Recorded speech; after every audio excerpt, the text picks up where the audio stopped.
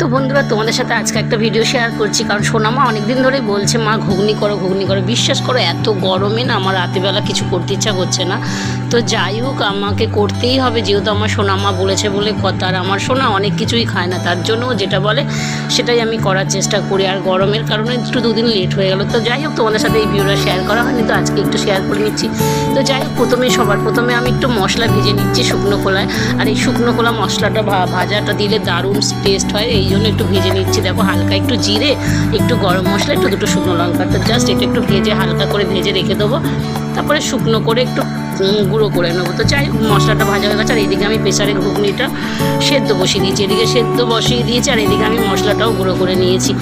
আর তারপরে এই দেখো, একটু এটা আলাদা করে সাইড করে রেখে দেবো ঢেলে। তো যাই হোক, তারপরে আমি যা যা কাজ করার করি, তারপরে একটু আমি আটা ময়দা মেখে নেবো। একটু আটা ময়দা মিক্সড করে একটু পরোটা করবো। সোনামা বলছিল লুচি করতে, তো বাট আমি যেহেতু গরমের মধ্যে একা একা, বুঝতেই তো পারছো, মানে এক হাতে বেলা লুচি, তার জন্য আমি ভেবেছি কটা পরোটাই করে নেবো। তো যাই হোক, মটরটা সেদ্ধ করছি, আর একটু বাকি আছে, দেখো সিটিও পড়ে গেল। আর এইদিকে আমি ঘুগনির জন্য আরেকটা মশলা, দেখো সমস্ত মশলাগুলো এটাও একটু পেস্ট করে নেবো দিয়ে, তারপরে আর এইদিকে এই মশলাটা পেস্ট করে তারপরে ঘুগনিটা টপাটপ করে নেবো। আর গরমের মধ্যে বন্ধুরা সত্যি যা বলেছো। তারপরে এই ফাঁকে আমি আরেকটু ময়দা আটাটা মেখে নিচ্ছি, এটা মেখে আগে রেখে দিই, তারপরে ঘুগনিটা হয়ে গেলে আমি এটা টপাটপ করে ভেজে নেবো। তারপরে সোনামা একটু ওই বাড়িতে গেছে, আসলে পরে ওকে খেতে দিয়ে দেবো।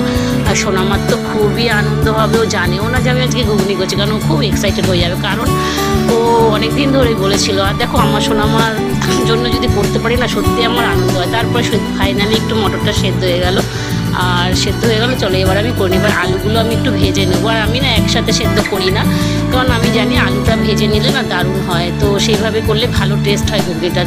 তো যাই হোক, এখানে আমি মশলাগুলো সমস্ত কষিয়ে নেবো, দিয়ে কষিয়ে তারপরে দিয়ে দিলাম ঘুগনিটা, পুরো ঢেলে দিলাম। ঢেলে এবার দেখো সমস্ত নাড়িয়ে টাড়িয়ে এবারে একটু জল দিয়ে দিয়েছি। আর একটু ফুটে গেলেই মানে মোটামুটি আমার ঘুগনিটা হয়ে যাবে। আর মটরটা পুরো ঠিকঠাক সেদ্ধ হয়েছিল, এই জন্য আরও বেশি ভালো হয়েছে। তো যাই হোক, ফাইনালি আর একটু সেদ্ধ হবে, তারপরে আমি উপর থেকে ভাজা মশলাটা দিয়ে দেবো।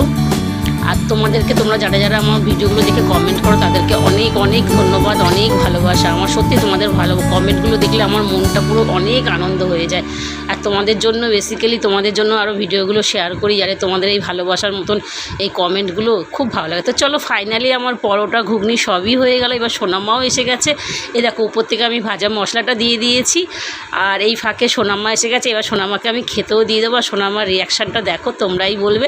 তো সবাইকে অনেক ভালোবাসা, সব ভালো লাগলে অবশ্যই লাইক কমেন্ট শেয়ার করে আমার সোনামার জন্য একটা হলেও কমেন্ট করে যেও।